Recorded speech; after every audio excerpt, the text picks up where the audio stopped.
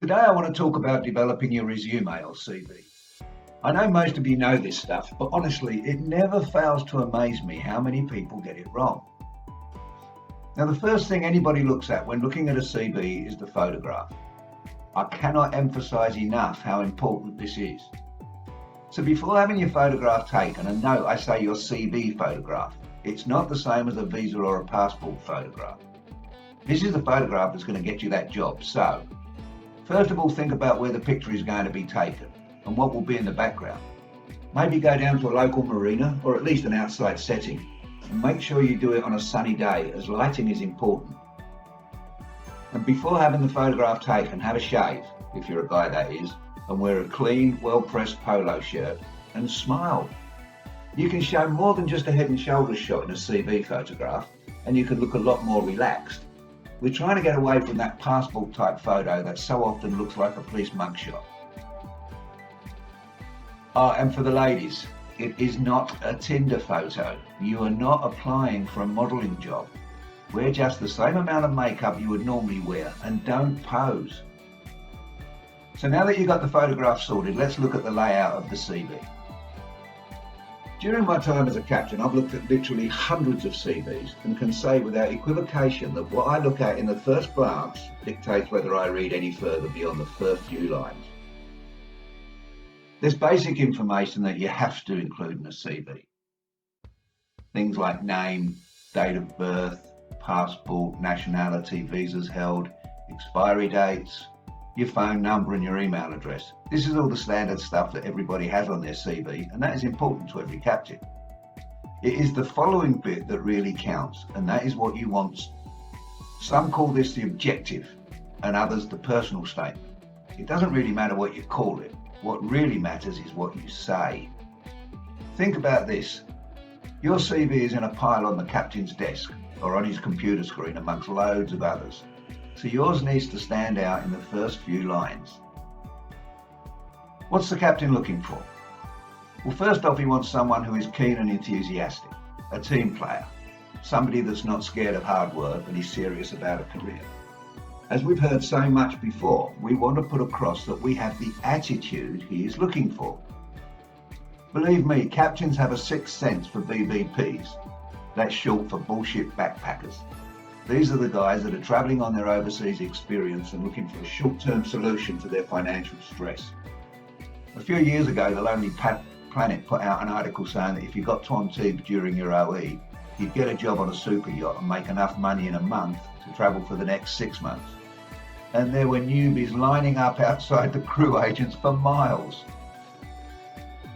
So there's no surefire way to develop the perfect CV, but you can avoid making the fundamental errors that so many make. Here's a few examples of personal statements that I've seen and cringed at. I am currently looking for a job in the yachting industry. I have a lot of knowledge in the retail industry and believe that I can bring these skills with me and be an asset to any yacht. Really? You will be an asset? Why? How? Here's another one. I'm a hard-working individual looking to enter a career in the yachting industry, either as a deckhand, engineer or steward. I have a lot of experience. Okay, we leave that one. I really don't have to explain that, do I? This one was a doozy. I'm a citizen of. It doesn't matter where he was from. The next bit was the killer. And have for the last 6 months been working as a barman, a waiter, and ending up as manager of a very high-end bar restaurant in London. Now my BBP antenna is going ballistic. So you're getting the picture of what I'm trying to say here. What is really happening is that you have about 5 seconds to sell yourself in this opening statement. And note the word sell. When a salesman's selling something, he points out the features of the product. A feature, however, is only a feature if it benefits the user. There's no point telling a vegetarian that your burgers are 100% grain-fed beef, is there? So the point here is if you're looking for a deckhand position on a yacht, it's no benefit to a captain if you've had 2 years gardening experience. Unless you've been trained or have experience in firefighting, paramedics, carpentry, or are a shipwright, then the chances are that you don't have any experience that is terribly appealing. If you have an appreciation of customer service, have a good interaction with other people, then that is a very good attribute that a captain would be looking for. So in the first example above, where the guy had worked in retail, he could have said, I have a good appreciation of customer service, having spent 2 years interacting with both clients and staff in the retail industry. The buzzwords that will stick out when reading the personal statement are hard work, keen, enthusiastic, team player, disciplined, motivated. Everybody says I'm a hard-working individual with a passion for helping people. I am methodical and enjoy being challenged, blah, blah, blah, blah, blah. I have no doubt you are, but how do I know that? Everybody says that.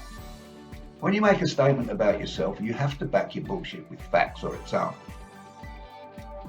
Recently, in order to fund my STCWs, I worked as a labourer on various construction sites where I gained an appreciation of hard work and the discipline necessary to be part of a crew, led by a strict but fair team leader. Now straight away that tells me that you're self-motivated, you're keen, you're a hard worker, you're a team player, and that you have discipline. Think about your experiences to date and what attributes you gain from them. Then mention them in your statement, why you have those attributes or how you gained them. Remember the buzzwords: keen, excited, motivated, team player, leadership, discipline.